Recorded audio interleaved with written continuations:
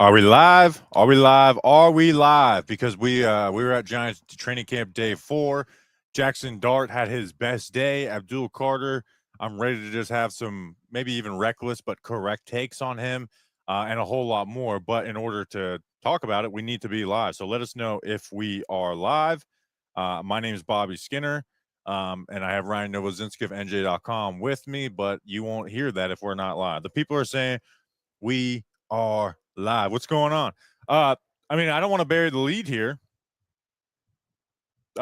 Jackson Dart had his best day, and it was a legitimately good day. Not like if he had a better day than the Fletcher did, like he made progress, but it still looked bad or whatever.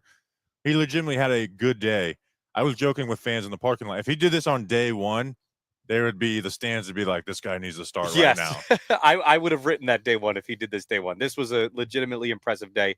Yesterday, I feel like you're trying to find some of the, you're combing through. You're like, okay, yeah, he goes 6 for 8. You're trying to comb through and try to polish a day that wasn't exactly the best. Today was a legitimately good day. He made the quick decisions that we've been begging for all week. The deep balls all day. I feel like that was kind of his point of attack today. Even in 7-on-7, I saw a couple things that I really liked there. Yeah, like you said, 7-on-7, the first play, there's a seam, he rips it. Good placement. Nick Jones might have made a play on the ball, but Zach Pascal might have brought it down. But a better receiver probably brings that play down.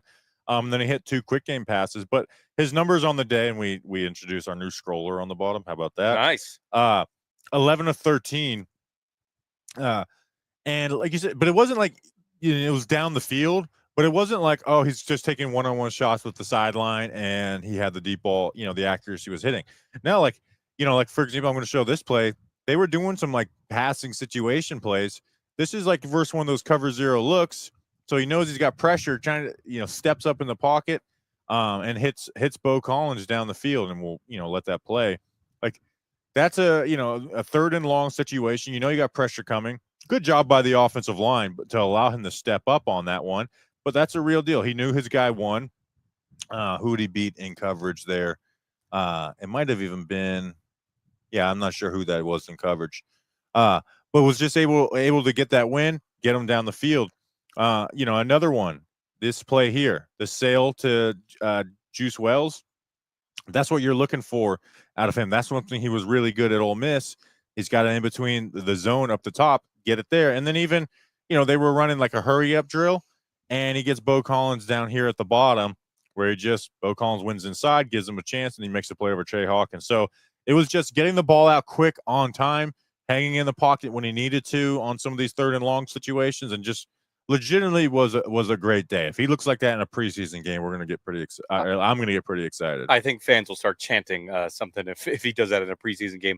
I saw even early on in 7-on-7s, I think there was an incomplete pass, a drop pass by Zach Pascal. I can't remember the exact route that he was running, but it was just like a slot seam or whatever. It was up the seam. And Zach Pascal dropped it, but I think that was Dart's first play at 7-on-7. So you kind of set the tone that way. Dropped by Pascal, and then the very next play, tight coverage on Theo Johnson, and Dart kind of wires it in, gets the completion there. Theo Johnson wasn't exactly in stride. It was kind of like an improvisation from him, and kind of picking up where Dart plays the ball, but still, for him to throw that and make that calculated risk, paid off for him. Just getting the ball out on time. That's one of those plays where the safety's not going to come down and crack Theo in a practice.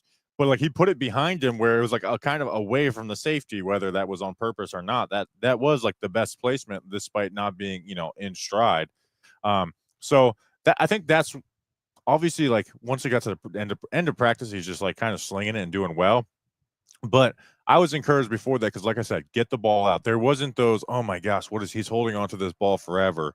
Where the first few practices on 7-on-7, he wouldn't pull the trigger on the ball. So hopefully, that day off or whatever, they were able to grow and learn. Like just throw the ball. Maybe that could help build some confidence as he goes along.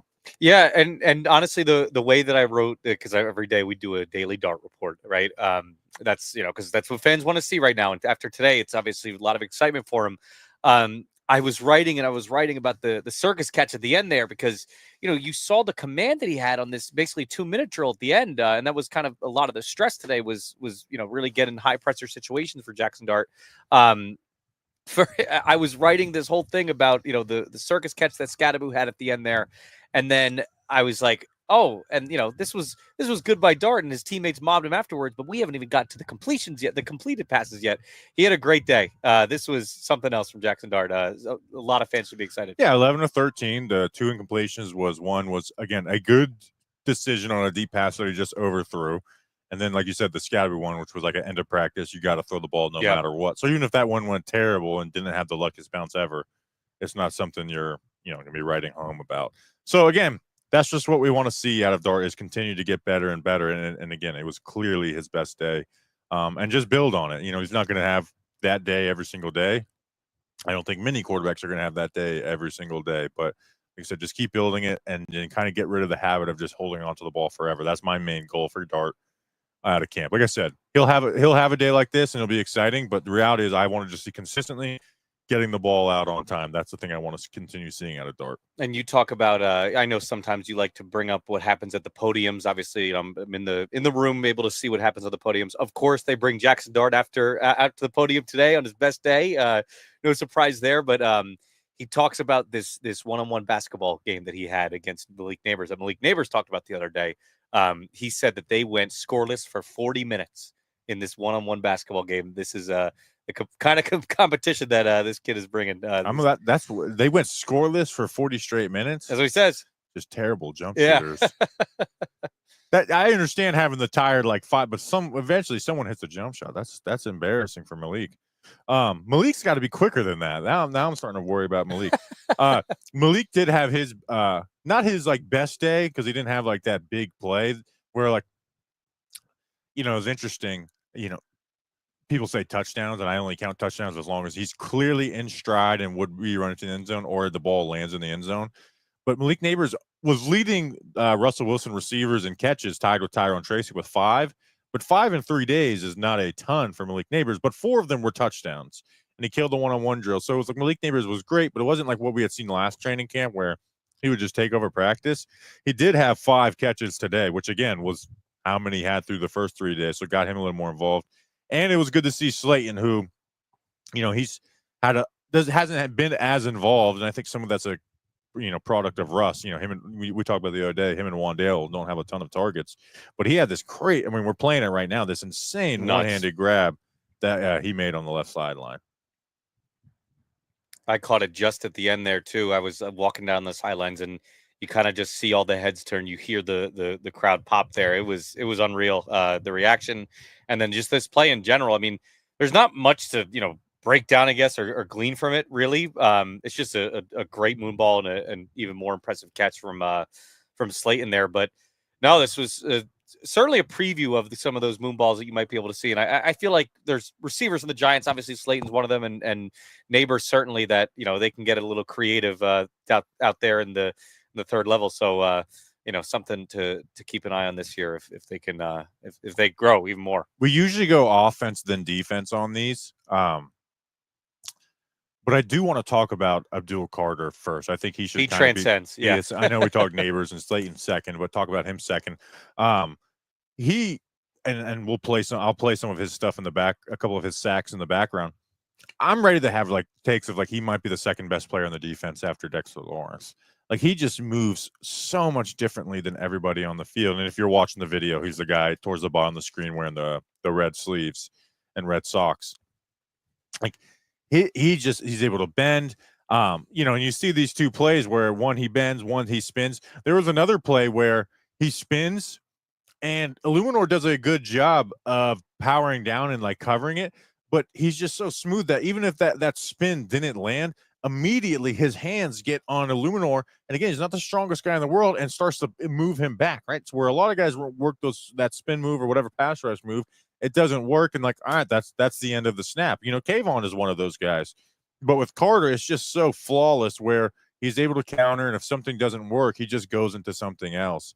He's just so, like his hands just land correctly almost every single time. He's bendy, he's explosive, he's athletic. That's exactly what you want in a modern day edge rusher. I wonder, when he adds kind of that NFL weight, exactly what that's going to look like too. It might look even better. Yeah, you look over at him and just some of the plays towards the end there, I feel like the ones that you're referencing right now, and the one, where he had the spin move and everything. The play before that, the bend that he got there, he almost looks like I'm gonna pause it here in a second. Yeah. I mean, you see how quick it goes. That doesn't do it justice because I didn't do a great pause. Right. Actually, I can do a little magic here. I mean, here we go. I mean, yeah. I mean, he's bending really well, and he's just able to keep that momentum. I mean, that could have been a strip sack in a game. Yeah. I don't think it's even Dexter hasn't been practicing a ton. And be honest, like it doesn't have pads on. They rotate him in a ton. I think Abdul Carter he has had the best performance out of all the defenders, kind of clearly. Yes. Through 4 days now. If we were to do like a 3 up, 3 down, I think he would be. Would he be number one in a 3 up, or would it be Neighbors? I think it would be Carter. Yeah. Like I really think Carter on a more daily basis is just putting more good plays. Now Neighbors is a great, but like it's that similar effect where hey, the Giants pick third, and so these are the type of players you are supposed to get, where it's not so much about development. But with Malik Neighbors last year, is clear like okay, he's he's either the second or the first best player on the offense. I think with Carter, you have Dexter Lawrence, who's clearly the best. But like I think he's challenging for Burns for that second best player on the defense. And the only thing stopping me from saying it is the fact that it's so early. Yes. No, I agreed. Yeah, like day 4 and you want to get him in to actually play a game. But at the same time, I think that's a good flag to plant right now. You know what I mean? Like if you had that take right now, I feel like that could make you look like a genius in a couple weeks. Listen, it's one of those things where I think that going into it, there was a little bit of like, okay, what should this starting defense, what should the edge rushers that are on that, number one defense kind of look like? Should it be Burns and Thibodeau? Should it be Carter and Burns? I think unquestionably Carter should be out there with the ones. Yeah, he's better than Kayvon Thibodeau. Yes. We can at least say that. Mm-hmm. And Burns didn't get any team run today. With that, Wandale, did you hear anything on that? Because when he first, and Bryce Ford Wheaton, it seems like, I don't know, I don't want to speculate too much, but that was looked bad. That looked bad the way everyone reacted. Granted, that happened with Tyrone Tracy last year, and he was out of practice the next day. Did you hear anything about Wandale? Because it looked like he was like had like a not serious, but like an ankle sprain or something, and then he was just kind of hanging out, walking around afterwards. Wandale, he limped off the field. It didn't look good. Obviously, this being the second straight day where he goes down too is not a sight you want to see. Afterwards, hung out on the sidelines a little bit, and then after that, he was on the bike a little bit. I think this is pure speculation. I think he'll probably end up being okay. But definitely, not something you want to see where 2 days in a row, one of the guys that we're talking about is being, one of the top weapons on the offense and debating whether who's going to be this number 2 behind Malik Neighbors. And he's in that conversation. Definitely don't want to see him going down on day 4. That's obviously something you don't want to see. Yeah. Other offensive notes that we want to go through. I focused a little. I didn't focus in as much as I wanted to on Marcus Bowe because you just get caught watching Jackson Dart more so. But I probably watched him closely on about 8 or 9 plays.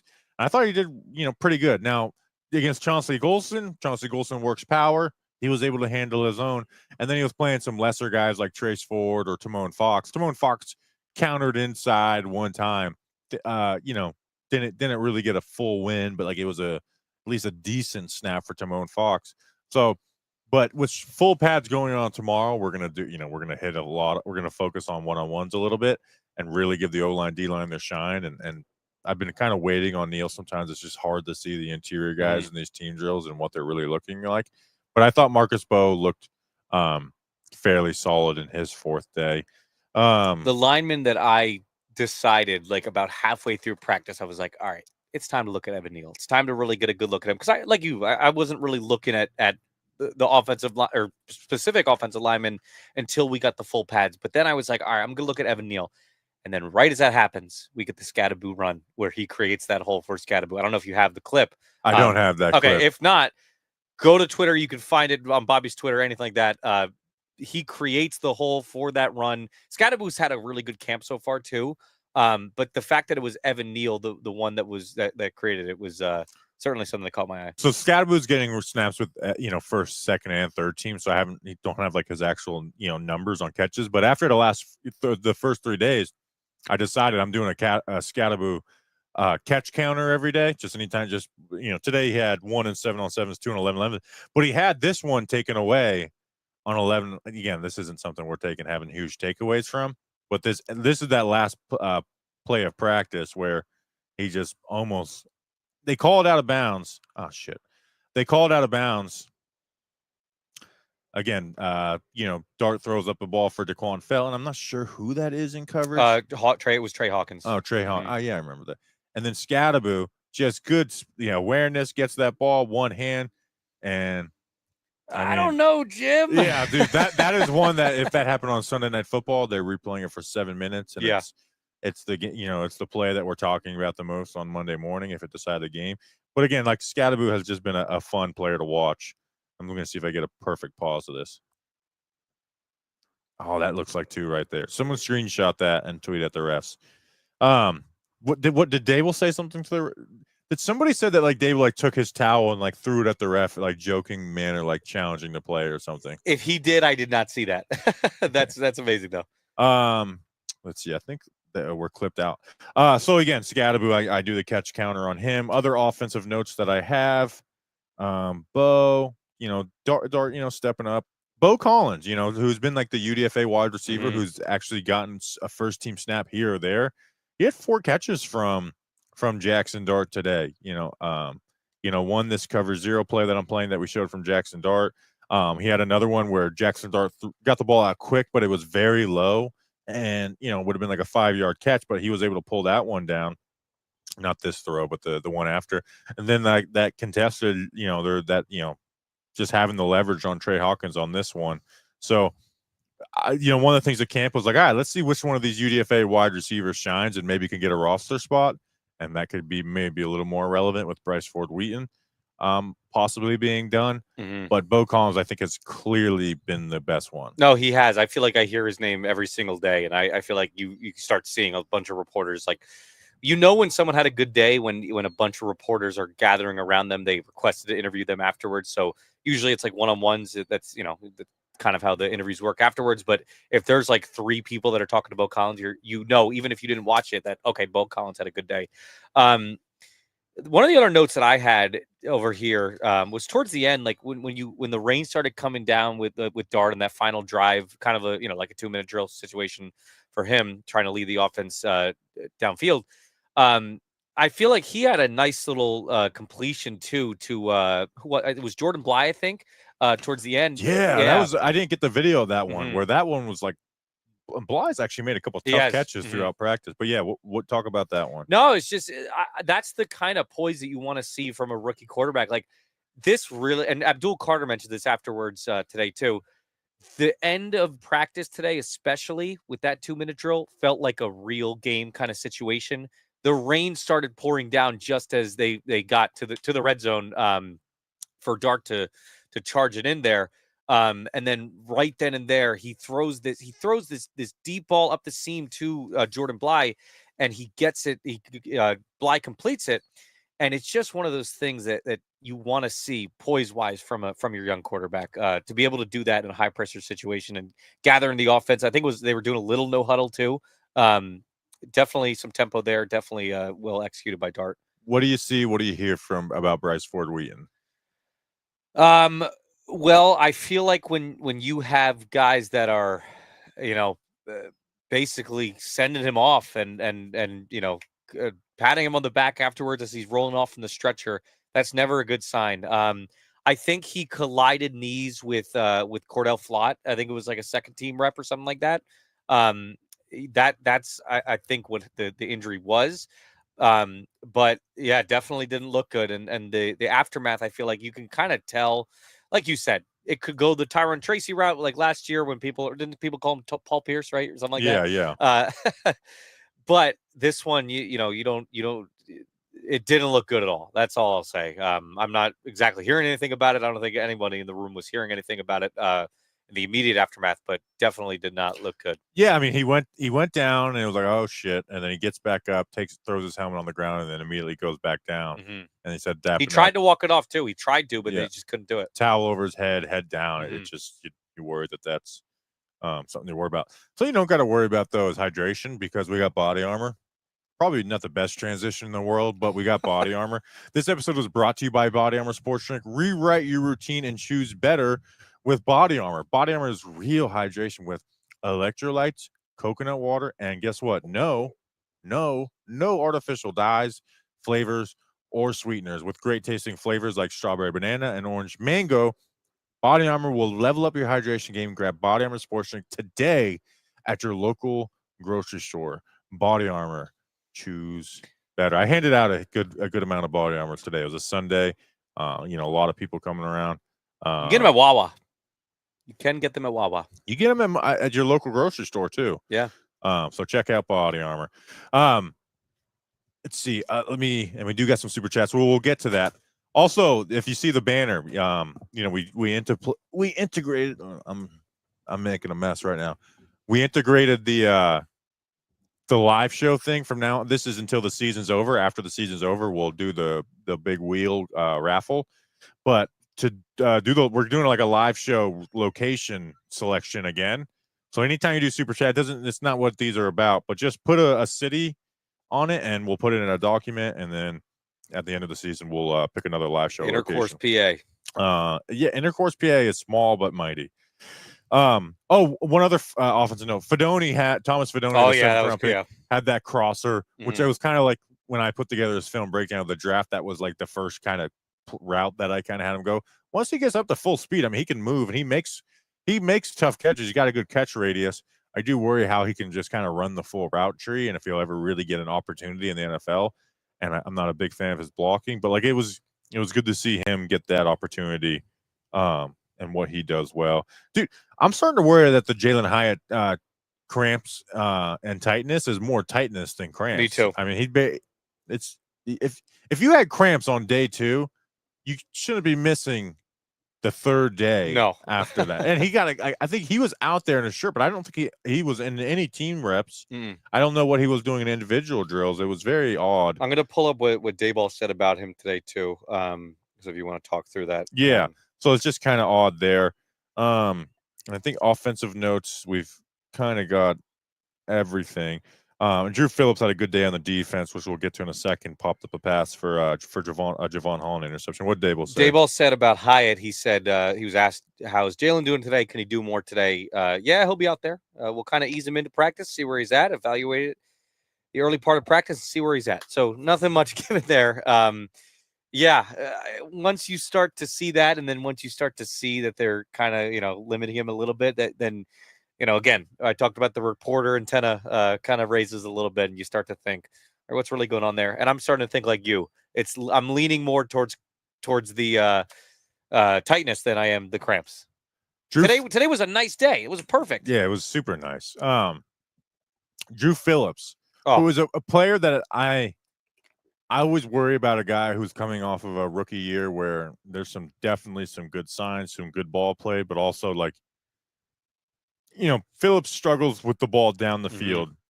In Kentucky and last year didn't have a single pass breakup. His only interception was a Joe Flacco just got hit and popped it up and he caught it like a punt. But Phillips has been the opposite. He gave up that one touchdown to Wan'Dale Robinson, but on day 2, he followed up with an interception. Today, 7-on-7, which is offensive football, right? The defense is at such a disadvantage of 7-on-7s. They run a little high-low. Phillips, takes Slayton in man coverage, and Slayton got him a little bit, but he's able to get back into the play and get his hand up and bat it off. All right, we're not looking for perfect coverage on ball production. A lot of times it's not going to be perfect coverage on those, or you won't get the target. So it's good there. And this one, not the same, but they tried to throw a little pass into the, like a little screen pass. He gets his hand on that, pops it up, and leads to a Javon Holland interception. So, again, a guy who they really need to become, who was a good rookie, needs to, I think, take a step up. Phillips has had a good start to camp. I feel like too the one during 7-on-7s where he bats the ball away from Slayton, like you said, it kind of moved in slow motion a little bit too as you're watching it, but it kind of just did show the athleticism that Phillips had to reach up there and swat it away. I liked the Holland one was just an exciting start to practice because you have the Darius Slayton incredible one-handed completion first, and then you have right after that you have the tip drill interception from that Phillips bats away and gets into the hands of Javon Holland for a pick six. It was just about as exciting of a practice as you could ask for. I thought that we were going to spend just countless hours talking about that during this episode, and then Jackson Dart did what he did, understandably so that we had to pivot. We're gonna get to some questions in a second. I see super chats. Also, great point by Blair Stewart. If you guys don't like that's the new rule. If we don't, let's see, we're at 160 likes. If we don't get to 220 likes, and there's 620 people watching, that's such a low bar. We're no burnout video at the end. Let's just clean up some notes before we get into questions. Chapman is getting Elijah Chapman a lot, getting a lot of snaps, and I actually. I like the story and stuff, but I don't think it's smart. He's a bad run defender.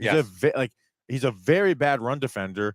Darius Alexander seems to not be getting any snaps, which he's got to earn it, and I don't think maybe there's some issues there. But like Elijah Chapman getting so many snaps is crazy, and it's not even just like third and long stunt. It's like 3 defensive lineman sets.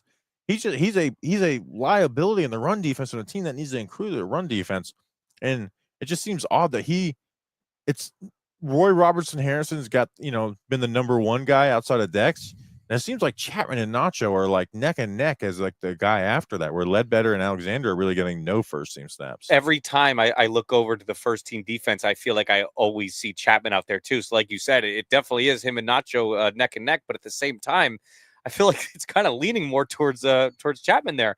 I'm interested to see what's going on, exactly with that. Maybe we'll press Dave Ball about that a little bit tomorrow. Not that he'll really give us anything, but it's something to keep an eye out for, because I remember when Chapman first got his first start against the Cowboys last year. Correct me if I'm wrong, but the big knock on him going into this was run defense and his his ability to stuff the run, and then he immediately has a terrible game against the Cowboys in his debut. Yeah, and again, Chapman, I don't want to get into like this big Elijah Chapman conversation. I think he becomes a little more redundant now that you hopefully have Darius Alexander, but you have Chauncey Golston who can go inside on third down, and Abdul Carter, where last year they didn't have a guy who could do that on third down. But just putting him out there so much seems very weird to me, even if he does make the roster, which I'm fine with that, but it seems weird to me. All right, let's get into some of these questions. Again, make sure to like, or we're not going to do the burnout video at the end. Tuto, massive salutes to Bobby, King of New York Giants Media Podcast, and all diehard Giants fans. Greetings from our entire rugby club in Italy. Tell them I say hello, but make sure to give us a location. I'm sure you want us to do it in Italy. Can you keep track of locations on Super Chats? Okay. Cliffside says, what are your top 3 matchups you're looking forward to the most when Pats come on? Happening in National New Jersey Day. Oh, good one. Are you did you grow up in New Jersey? I did. Last year in my Airbnb apartment, they were burning clothes in the parking lot, and the fire department came, and I tweeted about that, and I was like, just another beautiful. And then somebody was telling me that that's a tradition in Newark. That's got to be a North Jersey thing. That's not I think he might have been messing with me, or was some. But I was like, the fire department come. That's not a tradition that I can just brush off. Oh, sorry. To answer your question, top 3. Neal versus anybody. I want to see what Evan Neal looks like. I'm at the point now where I want Andrew Thomas back just so I can judge Abdul Carter versus Andrew Thomas, and not I think Jermaine Illuminor is a good tackle, but he's not Andrew Thomas or anywhere near that. I want to see Carter back to see Thomas. So I'll say Evan Neal versus anybody. And then you know what? JMS versus their other defensive tackles. Give me my answer too. Win. When you're facing anyone that's not Dexter Lawrence. And I think if you're not, I'm going to be pretty discouraged. One of the ones that I was thinking of JMS too. I want to see what I want Bo to have a good little litmus test too. I want to see what he can do in one-on-one scenarios. Not that we're exactly looking at him under a microscope or anything. I feel like he's more of a developmental lineman, but I would like to see what he can do. I'll tell you what. I mean, if Darius Alexander, I feel like you have to kind of keep an eye on that too to see exactly what it is, because there's only so much you can glean when you're looking at it with not full pads on. But if you can see exactly what he's doing, what the hiccup is there that's keeping him limited, it's something you're going to keep an eye on. Number 3, I had to think about it for a second, but we're almost at 220 likes. JMS was my answer too. We can combine for. And free. I asked Dable about him today, and he basically said that yes, he's concerned. He was concerned about you never want to see the high snaps or anything like that, but he likes the line the way it's constructed right now. Whatever that exactly means, if Dable's being genuine or what. When will Novo going to ask a question for Bobby? Gunnar Olszewski, he's been gone for long. I think he got. I don't know if he's I lost the word. Stuck around on the roster all last year, but he was injured all camp last year. But he's gone. I do got to think of a question for you. What should you ask Brian Dable?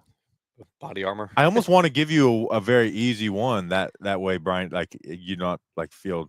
There was a group of kid reporters in today, and they asked Dable a question about the quarterbacks, and we all kind of applauded them because he kind of asked a question that we all wanted to ask. He was just like, how do you? It was like something like, you have 4 quarterbacks. How do you balance and how do you manage who's going to start? And he the whole beat reporter crowd gave him a nice little round of applause. Which reporter was pissed off because that was a question wasted?